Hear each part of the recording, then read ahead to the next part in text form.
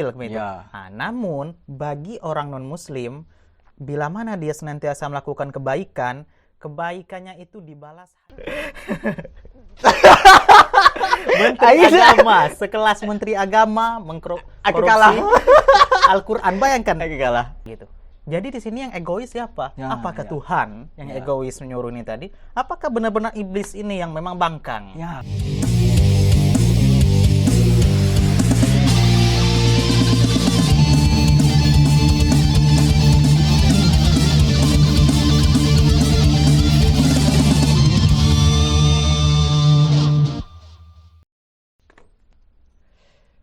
Rizky.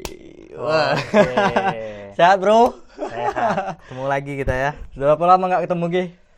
Sekitar 5-6 tahunan. 5-6 tahun. Wah. Ini kami berkawan dari 2000 berapa, Ki? Dari 2010. Dari 2010. Pisahnya di 2012 kalau tidak salah. Dari 2012 sekarang baru ketemu. Habis itu ada ketemu lagi beberapa tahun habis itu. Ada ketemu lagi beberapa tahun. Setelah itu ada lagi sama. Kehidupan masing-masing kami. Mencari jati diri masing-masing. Ya benar. Keluarga sehat, Gi? Alhamdulillah. Ngomong-ngomong kegiatan untuk sekarang apa, Gi? Kebetulan sekarang lagi liburan dari kuliah, jadi ngalir be apa kegiatan. Kuliah di mana? Kebetulan kuliah di Mesir. Gitu. Di Mesir. Wajar nggak ketemu ya kan? Kuliahnya jauh di Mesir. Kalau aku di Jambi. Gitu guys. Di Mesir berarti ambil jurusan apa lagi? Kalau kita bahasa Indonesia kan itu jurusan hukum Islam lah.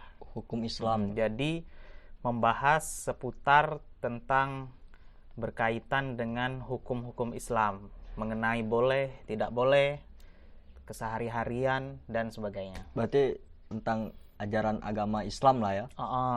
Oh, kalau gini berarti kita cocok dong bahas agama. Boleh kita coba. Ini yang kesenang. Baju sudah sama ya kan, pluralisme. Kaos rakyat punya nih. Nah, kaos rakyat punya. Oh ya, aku sedikit mau tanya nih, Ki. Tentang kenapa suka dengan baju ini gitu?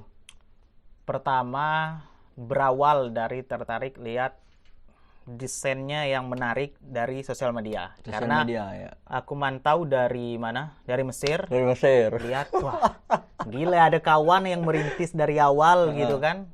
Namanya Kaos Rakyat. Tertarik melihat filosofi yang diangkat begitu. Baik itu tentang pluralisme ini tadi, terus apa namanya itu, kesamaan artinya antara satu agama dan agama yang lain. Banyak sekarang di Indonesia ada 7 yang diakuin. Benar. Itu ada artinya kita sama menjunjung tinggi agama ini. Saling toleransi antara satu sama lain. Jadi biar nggak ada kata anak tiri atau anak kandung untuk di negara Indonesia. Ya. Jadi begitu. Jadi memang benar-benar kita menegakkan toleransi itu tadi. Toleransi di antar Indonesia. Umat beragama. Bahwasanya kita meskipun bersuku-suku, agama banyak, akan tetapi kita di Indonesia ini mencontohkan ke negara lain bahwasanya kita bisa hidup rukun. Siap. Tapi aku pernah loh, Ki, ketika aku kan ada salah satu artikel aku yang Indonesia tuh, yang itu Indonesia. Oke. Nah, Indonesia itu kan ada bermacam lambang agama juga nih. Oke. Bermacam lambang agama itu waktu aku masih kerja di perusahaan. Jadi aku ngasih baju itu, ada salah satu bos lah di perusahaan itu gitu. Oke. Aku kasih dia baju karena mau nyari relasi dari dia gitu. Oke. Nah, aku kasih baju, diterimanya, terus keesokan harinya dibalikin lagi ke aku gitu bajunya. Aku tanya, kenapa Pak dibalikin bajunya gitu? Ada lambang salibnya katanya. Dia emang agamanya Islam. Oke. Terus dia ngomong ada lambang salibnya, nggak berani saya makanya, nggak mati. Anjing, gara-gara lambang salib nggak mau make gitu lah. Apa sih gitu? Aku buat aku buat desain kayak pluralisme yang lain-lain yang ada lambang agama. Bukan berarti aku menyamakan semua agama gitu, bukan. semua agama itu menurut aku berbeda. Tapi aku percaya semua agama mengajarkan kebaikan dan kemanusiaan gitu. Menurut agama itu masing-masing. Nah, menurut agama itu masing-masing. Jadi aku pikir, udahlah, mungkin sempat berpikir, ini sebenarnya agama dia apa gitu. Kan setiap agama mengajarkan kebaikan, toleransi gitu. Sudahlah, aku bilang, gak apa, aku ambil lagi lah bajunya gitu. Iya, jadi mungkin sebetulnya di dalam agama Islam kita itu kan beragama jangan terlalu kaku, begitu. Jadi dan jangan juga terlalu terpaku dengan tekstualitas. Jadi kita harus melihat juga konteks. Kita artinya di dalam beragama jangan ta'assub. Ta'assub itu apa? Fanatik. Jadi kita agama Islam, benar. Kita mengimani, mempercayai bahwa agama yang kita anu itu benar. Betul, nggak ada salah. Nggak ada salah, benar. Nah, cuman disitulah kita perlu dan harus menumbuh kembangkan rasa toleransi kita antara satu umat beragama dan umat beragama lainnya. Di situ yang perlu kita junjung tinggi. Artinya apa?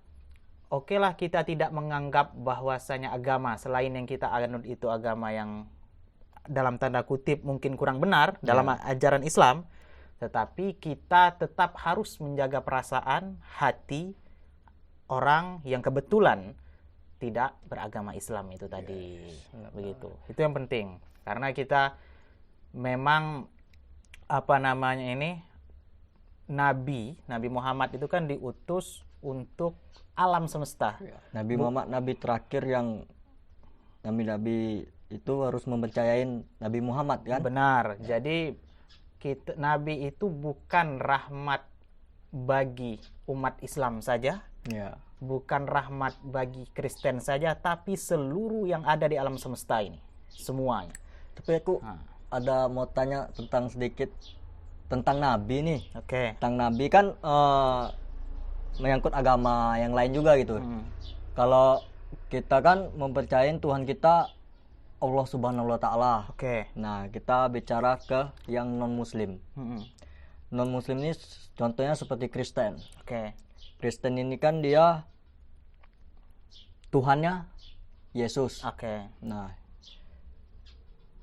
Yesus itu kan Nabi Isa. Nabi Isa kan? Dijadikannya Nabi gitu. Nah, jadi pertanyaannya Nabi Isa dijadikannya Tuhan. Iya, dijadikannya Tuhan. Jadi pertanyaannya, Tuhan mereka itu Nabi itu Tuhan atau enggak gitu? Gimana? Nabi menurut pertanyaannya, Nabi itu Tuhan atau ya Nabi gitu? Kalau mereka kan menganggapnya Tuhan nah gitu. Menurut kamu gimana Riki? Jadi pertanyaannya Nabi itu Tuhan atau emang Nabi gitu. Orang itu kan menganggapnya Nabi itu Tuhan gitu. Kalau dari ajaran agama Islam kan ya Nabi Isa itu ya Nabi gitu. Benar. Utusan dari Allah ya kan. Kalau kita melihat dari kacamata Islam, tentu jelas bahwasanya Nabi Isa atau yang dikenal dengan umat Kristiani itu Isa Al-Masih, itu adalah jelas Nabi yang benar diutus oleh Allah untuk memperbaiki umatnya pada masa itu. Sementara anggapan dari umat Kristiani atau orang Kristen ini, dia menganggap sebagai Tuhan. Nah, itu yang keliru. Karena Nabi dan Tuhan jelas jauh berbeda. Keliru. Nabi itu utusan Allah. Artinya diutus benar untuk memperbaiki dan mencegah segala macam hal yang dikira kurang baik, diperbaiki, yang sudah baik diperbaiki lagi gitu, sehingga memang mencetuskan umat yang benar-benar baik, berhidup antara suku bangsa itu rukun, tidak ada rasis ataupun segala macam hal yang tidak disenangin atau dilarang, begitu. Oke, jadi aku paham lah di situ. Ini ada banyak nih pertanyaan tentang minum tentang ya. lanjut. Ini ada roti nih, boleh dibuka. Jadi rotinya guys, coklat. Coklat. Ini ada banyak ki pertanyaan-pertanyaan yang mudah-mudahan bisa menjawab, membantu ya guys. Ya, karena apa ya guys? Aku Islam, tapi agamaku kurang gitu lagi. Pengetahuan tentang agama aku kurang. Jadi mumpung kawan ini di Jambi ya kan, yang dari Mesir di Jambi, ya sharing lah kami di sini gitu. Mana tahu teman ini kan ini dia saling berbagi pengalaman lah. Ya, benar. Sebenarnya kalau dikatakan saya juga lebih ahli apa ini masih jauh dari kata ahli, tapi setidaknya apa yang saya dapat, apa yang saya tahu lebih ke sharing lah, bukan benar. menggurui satu sama lain, enggak. Kita di sini lebih sharing, diskusi gitu. Nah, ini Ki ada pertanyaan ya tentang agama kita, agama Islam gitu. Jadi pertanyaannya, ketika kita mau buka usaha nih, ini sudah aku catat sih sebenarnya. Nah, ketika umat Muslim buka usaha menjual makanan yang haram, di yang haram di agama kita, contohnya babi gitu. Misalnya babi. Nah, pertanyaannya, apakah kita berdosa ketika kita menjual makanan tersebut kepada yang non muslim? Oh, bagus, mantap. Jadi pertanyaannya, seorang muslim bila mana menjual barang yang atau hal yang dilarang oleh agama Islam, misalnya khamar, minum mabuk-mabukan, ataupun babi dan segala macam hal yang dilarang lainnya. Tapi konsumennya kita jual ke orang non-muslim. Orang yang non-muslim gitu. Apakah itu uangnya halal atau haram gitu? Kita kan menjual, menurut orang non-muslim ini babi itu halal menurut mereka halal. Jadi sejauh yang saya pelajari begitu, ada hadis Nabi gitu. Hadis Nabi mengatakan begini. Innallaha idza sudah main hadis guys. Jadi biar lebih meyakinkan. Aku nggak bisa lagi nanti melontarkan pertanyaan. Ya lanjut. Jadi innallaha idza harrama ala qaumin syai'an innallaha idza harrama 'alal qaumi syai'an harrama 'alaihim thamanahu. Begitu. Sesungguhnya Allah itu bila mana mengharamkan sesuatu atas suatu kaum, maka Allah juga melarang ataupun mengharamkan hasil ataupun harga ataupun apapun itu yang bisa dikomersilkan dari barang yang haram itu juga dilarang. Walaupun kita menjualnya kepada menjual kepada umat non-muslim begitu. Jadi memang kalau di agama Islam itu benar memang yang ini ya, yang muktamad ataupun yang benar-benar mempunyai otoritas, ulama yang punya otoritas, kapasitasnya juga, mereka berpendapat dan mempercaya itu. Jadi karena masih banyak lagi barang-barang yang harus atau yang barang-barang yang lebih layak dijual begitu. Berbeda mungkin, tapi ada ulama yang membolehkan dengan catatan. Misalnya kita kalau di Indonesia mungkin enggak. Misalnya kita hidup di Belanda atau yang benar-benar umat muslimnya itu minoritas. Yang mayoritasnya orang non-muslim, apapun itu agamanya. Yang dimana di sana mungkin kayak miras, minuman keras itu dihalalkan, dilegalkan di sana. Sementara kita hidup di sana, Belanda kita ambil contoh misalnya. Terus kita berjualan yang mana itu menjadi kebutuhan kita. Kalau seandainya kita tidak berjualan atau tidak menjual barang ini tadi, kita tidak bisa makan, bisa misalnya menghidupkan anak istri bagi yang sudah beristri dan berumah tangga. maka hal tersebut dibolehkan. Oh, dibolehkan ya. Dengan catatan bila mana tidak ada lagi kita kerja yang lain, jual yang lain mungkin kurang daya tariknya, karena memang itu negara mayoritasnya orang non-muslim, begitu. Jadi memang itu mata pencaharian kita, dan itu ada ulama yang berpendapat itu dibolehkan. Karena benar-benar itu yang kita butuhkan, daripada anak istri tidak makan, ya benar, daripada hidup luntang-lantung.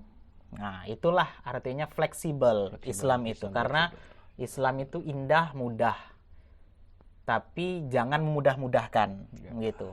Ada ulama yang berpendapat demikian, dengan catatan tadi, bila mana tidak ada kerjaan lain dan juga barang-barang yang dirasa yang mau dijual selain dari miras ini tadi mungkin kurang menarik bagi orang non-muslim ini, atensinya kurang, akhirnya orang Islam atau muslim ini tadi menjuallah barang ini tadi, karena kebetulan di situ atau di tempat dia tinggal itu barang yang laku keras, yang benar-benar menarik, yang banyak diminatin oleh penduduk di sana. Begitu.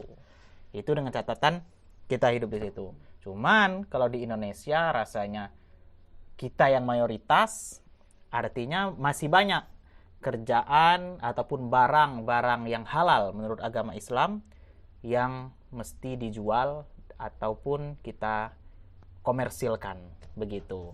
Padahal aku mau jual babi gitu di Indonesia gitu, di Jambi khususnya gitu. Karena belum ada orang non muslim yang menjual babi gitu. Mau tampil beda rencana mau buka angkringan ya kan lah, babi ada guling gitu. Ada kulit babi loh. Padahal mau buka itu aku guys. Minum-minumannya ya minum air putih lah gitu. Cuman jual-jual yang kayak makanan itu kayak gitu. Nah, cukup jelas sih jawaban dari Rizky, aku setuju itu gitu. Nah, ini ada lagi nih pertanyaan yang kedua. Oke. Pertanyaan yang kedua ini, seandainya nih kita di dunia ini selalu berbuat baik, berbuat baik kepada siapapun, tapi kita tidak mempercayai agama, apakah kita bisa masuk surga? Tidak mempercayai agama berarti dia tidak mempercayai Tuhan, bahkan tidak beragama apapun ya.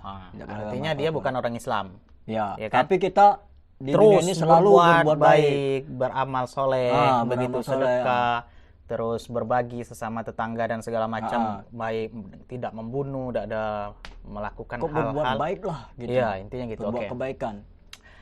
Kalau kasusnya begini, sebenarnya kasus ini sudah lama terjadi, atau pertanyaan ini sudah lama ditanyakan dari zaman dahulu. Jadi ada Aisyah, istrinya Rasulullah, begitu menanyakan, ya Rasulullah, begitu, bagaimana kalau ada orang non-muslim yang senantiasa dia melakukan kebaikan, sedekah misalnya, bangun jalan, atau apapun itu amal baik lainnya, dan tidak melakukan maksiat kayak membunuh ataupun maling dan hal sejenisnya. Lalu bagaimana ya Rasulullah? Apakah dia berhak nanti di akhirat masuk surga ataukah tidak? Begitu kan pertanyaannya. Benar. Nah, jadi karena untuk kalau berbicara apakah orang ini tadi dia melakukan kebaikan, dia nanti dibalas, kalau Allah tidak membalas kebaikan dia, tentu Allah tidak adil. Ya, karena Allah kan maha adil. Maha adil. Tentu Allah tidak adil begitu. Nah, namun bagi orang non muslim, bila mana dia senantiasa melakukan kebaikan, kebaikannya itu dibalas hanya di dunia. Jadi mungkin dia sedekah, di dunia dia dikayakan, atau dilancarkan kehidupannya, disehatkan badannya, anak istri apa segala macam, urusannya dipermudah di dunia. Namun untuk urusan akhirat tidak didapatkan. Karena kenapa? Kita ibaratnya begini. Ibarat kita ingin masuk suatu sekolah, katakanlah sekolah B. Untuk ada 2 syarat. Syarat pertama, kamu harus membawa surat keterangan berkelakuan baik, SKBB. surat keterangan berkelakuan baik ini kita ibaratkan dengan amal soleh ini tadi. Sudah, berarti udah memenuhi nih orang non-muslim ini tadi, atau yang nggak percaya agama nih. Dia sudah berkelakuan baik, segala macam, sudah. Syarat yang kedua, dia harus mempercayai sepenuhnya, kepada sekolah ini tadi. Apapun itu, bila mana nanti di sekolah itu terjadi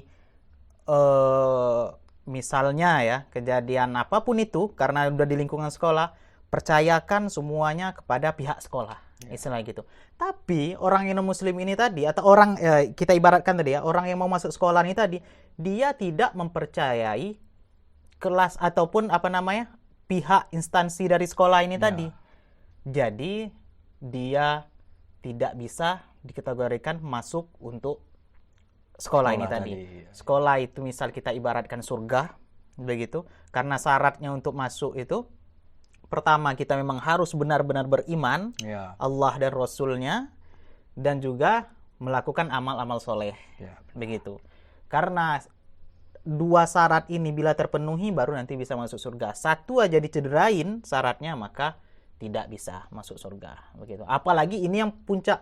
Mungkin kalau dia mengakuin beragama Islam, beriman, mempercayai Allah dan Rasulnya, tetapi dia tidak beramal soleh, mungkin nanti dia dicuci dulu di neraka. Masukin dulu neraka, dicuci, dibersihkan. Karena dia mempercayai, baru nanti suatu ketika, bila mana sudah bersih, layaknya baju. Siapa sih yang mau pakai baju kotor? Begitu. Berarti kalau kita mempercayai agama, kita ada maksiat lah nih di dunia nih. Berarti kita dibersihkan dulu di neraka, baru kita dimasukkan dalam surga. Ibaratnya baju. Siapa yang mau pakai baju kotor? Misal kita mau menghadap gubernur misal, pasti kita cuci dulu. Atau mau ngedet bareng doi gitu kan. Berarti kalau orang yang tidak beragama atau orang kafir, tetap di neraka dong, nggak masuk ke surga. Benar, karena dia tidak mempercayai Tuhan ini tadi, yang tak mempercayai Allah ini tadi. Karena itu memang hal yang benar-benar yang mendasar, basic sekali, yang harus sebenarnya dipercayai, diimani oleh seseorang ini tadi. Berarti disitulah keadilan Allah ya. Walaupun dia hidup di dunia tidak beragama, tidak mempercayai Tuhan, dia berbuat baik, Allah balas. Tapi balasnya cuman di dunia. Kalau kamu juga mau dibalas di dunia dan akhirat, ada syaratnya. Begitu. Masuk Islam dulu. Ucap 2 kalimat syahadat kalau mau dibalas dengan kalau begitu. Jadi Allah nggak adil kok. Enggak lah. Karena adil itu kan itu kalau kita definisikan, adil itu kalau kata para ulama, i'ta kulli dzi haqqin haqqahu. Memberikan kepada segala yang berhak haknya. Hak orang yang sudah mengakui Allah ini tadi, sudah mengimani Allah dan Rasulnya, hak dia dibalas di dunia dan di akhirat juga. Begitu. Itu hak orang yang muslim. Sedangkan hak orang yang non-muslim ini tadi, dia ada hak dia dibalas amal baiknya, tapi cuman di dunia. Begitu. Berarti gini, bisa dong kayak ini kan kita ini kan hidup, kebanyakan umat muslim kan di Indonesia ini kebanyakan ya ibaratkannya ekonominya sangat payah lah gitu kan. Karena orang itu nanti pertanyaan selanjutnya ada sih. Jadi aku sempat berpikir, apakah aku harus pindah agama dulu biar supaya aku kaya gitu ya kan. Setelah aku kaya, aku balik lagi. Jadi logout dulu, baru login lagi. Karena enggak bercanda. Karena mungkin sejauh ini yang kita lihat, orang-orang yang kaya, yang benar-benar kaya, yang mempunyai segala macam ini dunia lah ya, kemewahan dunia itu, sejauh yang kita lihat memang banyak orang non-muslim. Nah, cuman perlu yang kita garisin bawahin juga kalau berbicara tentang ini tadi, bahwasanya orang non-muslim ini tadi memang ada yang mengatakan surganya orang non-muslim itu di dunia. Nah, tapi kita harus melihat juga sebenarnya kembali lagi kepada kerja keras dan usaha masing-masing. Nah, karena kita lihat, bolehlah direview kembali, orang-orang non-muslim ini ketika dia kerja giatnya minta ampun. Mungkin kita lihat ke Jepang, bagaimana dari segi jalan aja udah beda. Bagaimana dia menghormatin waktu, begitu.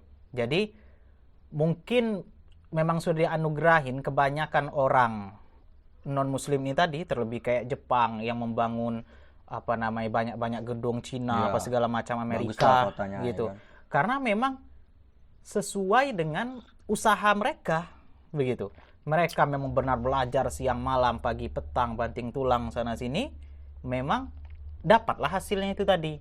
Kebetulan umat Islam ini tadi mungkin sedikit lebih malas, usahanya sedikit lebih kurang. Kita lihatlah umat Islam ini sedikit atau bahkan jauh kekayaannya dari kebanyakan orang non-muslim. Tapi kalau dipikir-pikir kan orang luar itu kebanyakan non-muslim ya kan. Non-muslim ya setiap agama kan mengajar kebaikan nih. Benar. Kebanyakan non-muslim kan. Tapi orang-orang yang di luar itu negara jarang sih yang korupsi gitu. Sedangkan di negara kita yang mayoritasnya umat Islam ya kan. Jangankan itu kan, kemarin berapa tahun yang lalu Menteri Agama yang dikorupsiin apa? Al-Quran. Menteri Agama, sekelas Menteri Agama mengkorupsi Al-Quran, bayangkan. Aku kalah. Jadi nanti kalau ada cerita, korupsi apa? Ini, oke lah, Hambalang misalnya. Korupsi apa? Ini, kau Al-Quran. Gokil, Indonesia paling gokil daripada yang lain. Sekelas Al-Quran, kitab suci umat Islam, bisa dikorupsi ya kan? Dananya. Nggak tahu lagi habis pikir, dan dia seorang Menteri Agama. Apa berkedok Menteri Agama aja gitu.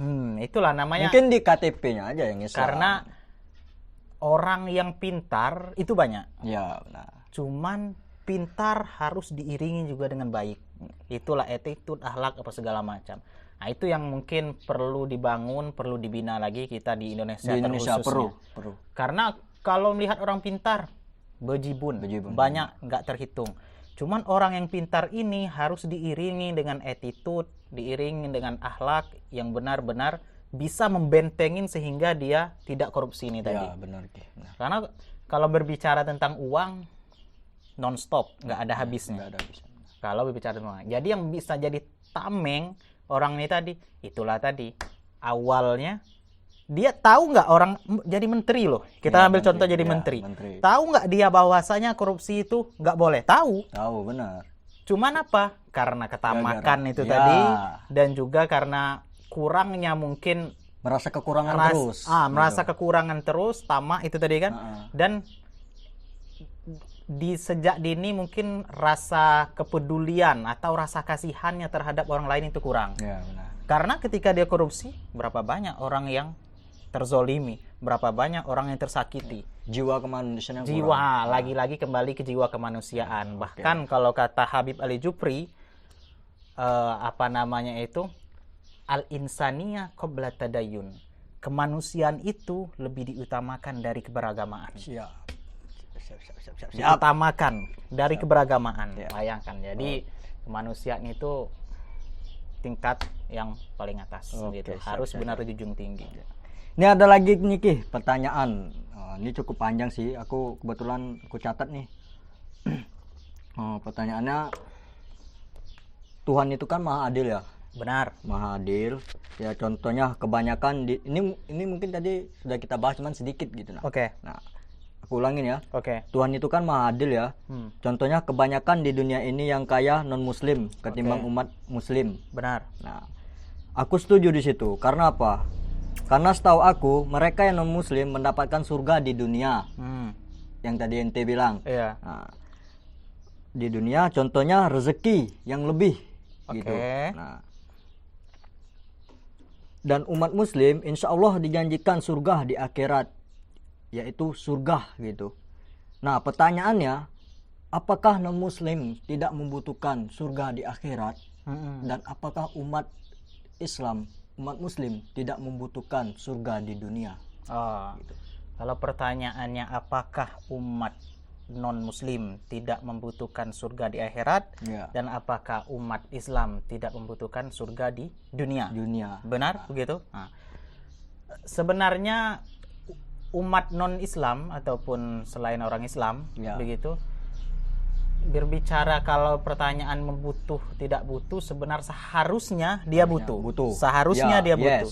Aku setuju. Seharusnya butuh. Cuman lagi-lagi kalau bicara tentang surga surga itu kan hak prerogatif Allah. Namun ada rambu-rambu yang harus dipatuhi bila mana kita harus mau masuk surga. Itu tadilah dua di dalam Quran, wabasyiril ladzina amanu wa amilus sholihat. Berilah berita gembira bagi orang-orang yang beriman, ini Al-Quran mengatakan, dan orang-orang yang beramal soleh, maka surga lah nanti tempatnya. Begitu. Jadi kalau apa tadi pertanyaan, dia orang non muslim tadi tidak mengharapkan, tidak membutuhkan, apakah umat non muslim tidak membutuhkan surga, dan apakah umat muslim tidak membutuhkan surga di dunia gitu. Jadi di mana letak keadilan itu gitu. Jadi sebenarnya itu lagi-lagi kembali kita ini bahwa keadilan itu bukan berarti harus sama rata. Nah, itu yang harus digarisbawahi. Jadi keadilan itu bukan berarti sama rata. Contoh, kita ambil permisalan. Misalnya katakanlah di suatu perusahaan aku bos. Kau kebetulan anak buahnya. Atau kau anak buah, aku bos. Sama baik. Terus. Jadi kita ini saling berkongsi gitu kan, bekerja sama bagaimanapun kita untuk memajukan perusahaan ini. Jadi nanti ketika kan perusahaan itu nanti tergantung omsetnya dapat berapa. Akhir bulan dapatlah mungkin sekian, anggaplah mungkin 80 juta, mudah-mudahan gitu kan, 80 juta. Terus apakah harus dibagi sama rata sebagai bos ataupun owner perusahaan ini tadi dengan karyawan? Harus nggak dibagi rata? Nggak. Karena apa? Nggak adil dong. Sama-sama kerja, misalnya apa sih? Nah, disitulah letak kepedaannya tadi. Dia ini tadi ada sedikit effort ataupun memang benar dari strata sosial atau dia lebih tinggi gitu. Dia yang membangun, dia apa segala macam. Nah, disitulah bahwasanya adil itu bukan kesamarataan, bukan harus sama. Contohnya nih tadi, karena memang ada haknya, memberikan suatu hak dia tanpa mengurangi dan tanpa melebihi. Adil itu memberikan hak orang ini tadi tanpa dilebihi atau tanpa dikurangi. Hak sebagai bos itu memang lebih besar. Karena apa? Dia bos. Hak sebagai karyawan sedikit lebih kecil. Karena apa? Karena dia karyawan. Siap. Begitu. Sudah terjawab. Aku mau melontarkan pertanyaan lagi, tapi sudah dijawabnya gitu. Jadi nggak bisa. Siap. Mungkin sejauh ini yang adil yang dipahami secara masyarakat secara luas itu mungkin itu sama rata. Jadi harus memang benar sama. Oh, itu nggak adil ini. Nah, itu yang harus ini lagi, bahwanya adil itu kesesuaian. Jadi sesuai dengan hak dia. Kita memberikan hak sesuai takarannya, sesuai dengan apa yang ia capai, apa yang benar-benar jadi hak, patut nggak dia mendapatkan itu, tanpa mengurangi atau melebihi dari hak itu tadi. Menurut kau, pemerintah kita ini adil nggak sih? Nah, kalau tuh iya. Nanti nak nyampe Mesir lagi soalnya balik. Ditunggu di bendara ya kan. Soalnya kita mau kembali lagi ke Mesir. Siap. Iya. Ini ada pertanyaan terakhir yang mungkin cukup ya, aku nggak paham sama sekali gitu. Makanya nanti aku sebat dulu. Silakan. Mau kok. Lanjut.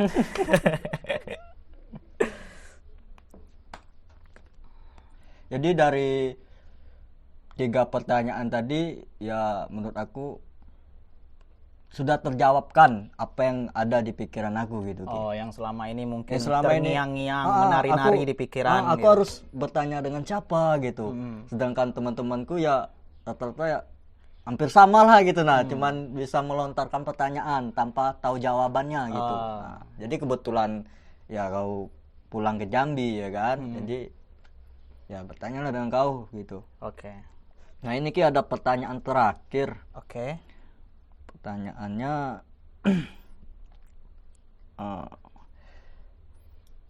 ketika iblis dikasih perintah untuk sujud kepada Nabi Adam, tapi dia tidak melakukannya karena dia tahu siapa Tuhannya. Iya.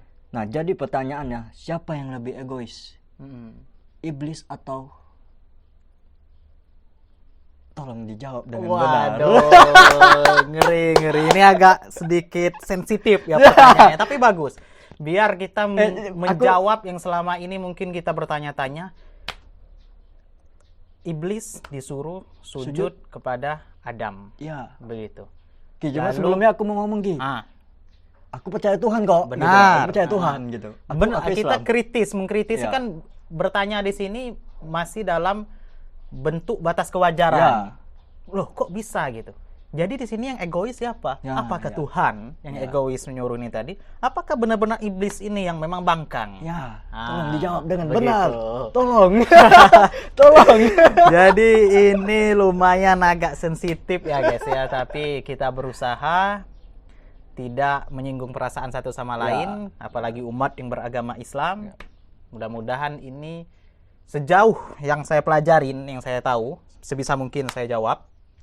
Jadi perihal apakah ketika Allah memerintahkan iblis untuk sujud ke Nabi Adam, itu yang egois Allah atau iblis? Karena iblis enggan, tidak mau sujud. Karena dia tidak mau sujud kepada Nabi Adam karena dia tahu siapa Tuhannya gitu. Nah, yang pertama, yang perlu kita ketahui bahwasanya para ulama menafsirkan, ya, tertera di tafsir Jalalain, sujud yang dimaksud di sini itu bukan sujud sebagaimana yang kita pahamin, bukan sujud kayak sholat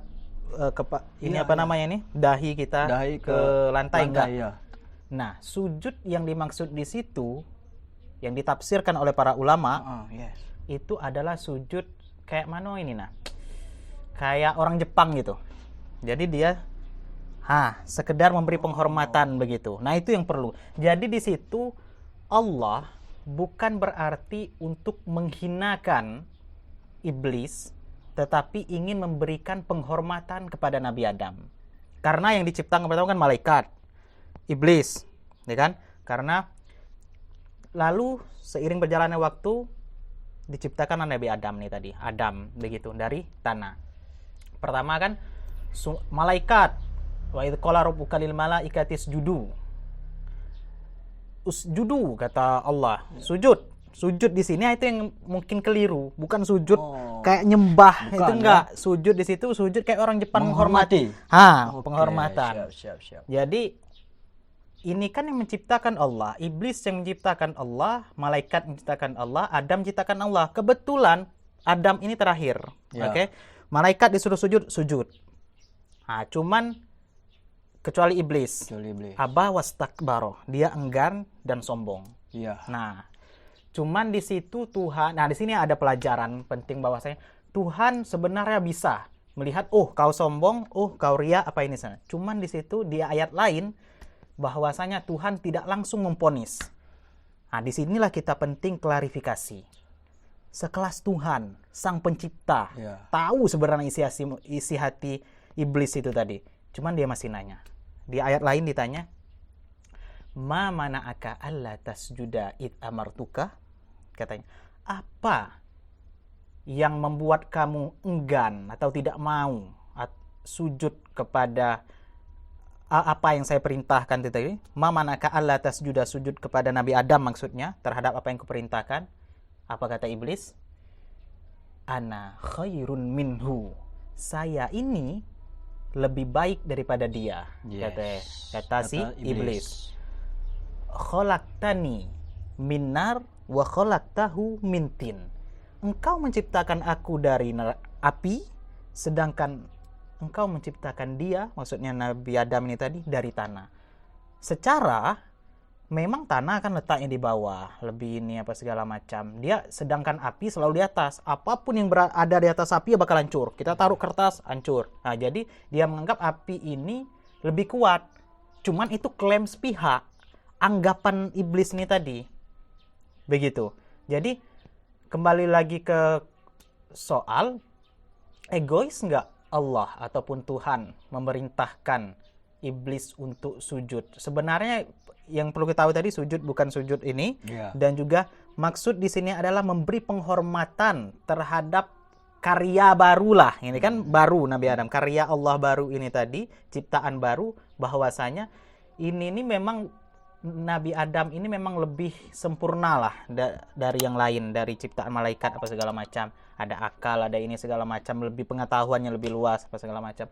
Memang sebelum ada Nabi Adam, sebelum ada Adam, itu iblis dikenal dengan makhluk Allah yang patuh, taat, apa segala macam. Cuman gara-gara kesombongan ini tadi, merasa besar, merasa tinggi, jumawa dia, akhirnya itulah yang menjatuhkan dia. Karena menganggap bahwasanya diri aku lah lebih baik, saya lah yang lebih mantap dari segi api, kata dia. Masa mau ini ke tanah? Ya, benar. Nah, begitu.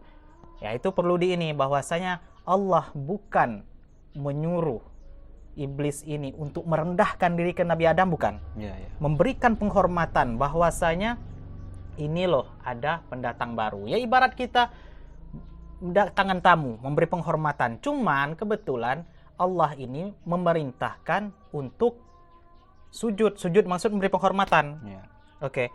Nah, disitulah sekalian Allah menguji apakah iblis ini patuh terhadap perintah Allah apa enggak. Nah, disitulah dia menguji kepatuhan dan juga biar tahu kedoknya lah istilah, apa sombong apa enggak, apa segala macam itu. Nah, setelah ditanya Allah tadi kan, ngapu kau tidak mau gitu, karena aku lebih baik daripada dia. Nah, itu karena dia merasa sombong itu tadi, makanya dia kalah di api neraka itu tadi. Jadi begitu. Karena perihal egois apa enggak egois, jadi gini, kita ibaratkan misalnya aku membuat HP, misalkan HP ini aku yang buat. Oke, memang dari hasil kerja kelas, bukan beli, buat nih, buat sendiri. Karya. Oke. Terus ada HP, misalkan ini HP B, ada HP C, aku buat baru. Aku perintahkanlah HP ini tadi, atau robot lah, istilahnya agak dekat dengan manusia ya. Robot ini tadi aku perintahkan. Robot si B tadi? Robot yang pertama ini tadi, yang lebih duluan aku buat, disuruh untuk misalnya melayanin yang baru aku buat. Yang baru, Egois nggak kira-kira aku menyuruh ini tadi? Sedangkan aku yang menciptakan, aku yang membuat, begitu. Nah, di situ harus kita garis bawahi. Oke guys, aku cukup lega sebenarnya gitu. Jadi mungkin next ke depan, kalau kau balik lagi ke Jambi, mungkin ada pertanyaan-pertanyaan yang lebih gitu. Nah, ini kita mempersingkat waktu, Ini kan ada, aku mau bertanya satu lagi gitu. Boleh. Nah, siapa yang lebih, ini pertanyaan tentang egois lagi nih. Siapa yang lebih egois? Iblis yang menghasut Adam untuk memakan buah kuldi, atau Allah yang menghasut iblis menyuruh Adam untuk memakan buah kuldi? Gimana? Iblis? Siapa yang lebih egois? Iblis yang menghasut Nabi Adam untuk memakan buah kuldi, atau Tuhan yang menghasut iblis supaya Adam memakan buah kuldi? Jadi begini, pertama ada tadi, iblis.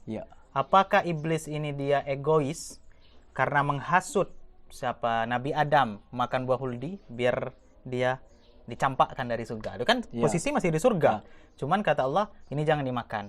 Cuman untuk menguji ini tadi Allah ngasih tahu ataupun melalui perantara iblis. Cobalah kau goda istilahnya. Mau nggak si Nabi Adam ini tadi makan buah itu tadi? Oke. Maksud berarti mencoba keimanan lah ya. Nah, disitulah karena memang hidup ini kita itu tidak jauh dari ujian serta cobaan. Salah satu bentuk, kan dari awal sebelum itu ya, Allah sudah melarang, wahai Adam dan Hawa, janganlah kamu mendekati atau bahkan memakan pohon yang ini. Cuman sebagai manusiawi, rasa penasaran kita itu pasti tinggi. Ya. Nah, itulah yang diajarkan dari memang pendahulu kita Nabi Adam memang itu. Jadi memang fitrah manusia. Fitrah manusia, setiap manusia itu mempunyai penasaran tinggi. Kok bisa dilarang begitu oleh Allah? Nah, jadi Allah nih tadi inilah kepada iblis yang dicoba kau ini uji keimanan Nabi Adam ini tadi, apakah dia benar-benar mematuhiku apa tidak. Tapi apa yang terjadi, namanya manusia, manusia itu memang kalau sudah dipuji, kan sebelumnya dipuji nih, bagus, manusia itu ini segala macam, disuruh sujud. Nah, makanya banyak sekarang ini orang ketika dipuji banyak yang melambung. Seharusnya kita dipuji jangan melambung, ketika dicaci jangan murung. Begitu. Jadi itu sebuah ujian yang seharusnya benar-benar mengajarkan kita bahwasanya hidup ini penuh dengan ujian, cobaan dan segala macam hal-hal yang di luar nalar kita, begitu. Berarti itu bukan atas kemauan iblis sendiri ya? Ya jadi memang benar untuk menguji ini tadi siapa? Nabi Adam ini tadi. Biar dia, karena iblis sudah diuji dengan kepatuhannya, mau tidak sujud, dalam arti kata sujud penghormatan kepada Nabi Adam sebagai maba atau anak baru. Anak baru. Nah, kau anak lama, coba ini beri penghormatan kepada anak baru. Tidak mau dia. Yang nyuruh misal rektor gitu. Ya udah, kalau tidak mau keluar kau gitu. Atau tidak usah ikut dari bagian kami. Berarti kuncinya situ ngetes keimanan. Nabi Adam nih tadi, karena dari awal sudah di-mention dengan Allah, sudah dilarang. Jangan kau sekali-kali dekatin ini, apalagi sampai memakan. Namun dengan rasa penasaran dan egoisnya ini tinggi, inilah namanya iblis kan, ini apa segala macam. Terlupakanlah apa yang Allah bilang nih tadi, Allah pesan, akhirnya terjadilah apa yang terjadi. Makan buah ini jadi ketahuan dengan Allah, pasti maha mengetahui kan. Mau nyuruh dimanapun pasti tahu. Lalulah diusir ke bumi ini tadi. Dipisah. Nabi Adam kemana, Siti Hawa di mana, begitu. Sedikit ya lega sudah tahu jawabannya gitu. Mempersingkat waktu nih, kebetulan kenapa kita berdua saja, nggak ada teman-teman lain lagi mencari rezeki yang lain, karena Tuhan dia banyak dan hidup memang keras. Hidup memang keras itu, nggak bergerak nggak makan. Oke, thank you, sama-sama. Terima kasih banyak untuk pengetahuannya untuk hari ini gitu. Terima Semoga kasih juga bermanfaat atas waktu, gitu. Kesempatan ini juga bermanfaat sih untuk aku gitu. Jadi aku tidak bertanya-tanya lagi gitu. Mungkin ada pemikiran yang lain untuk selanjutnya gitu. Thank you, terima kasih teman-teman. Kalau ada salah kata mohon maaf dan silakan di komen di bawah gitu. Jangan lupa like, share, and comment. Thank you.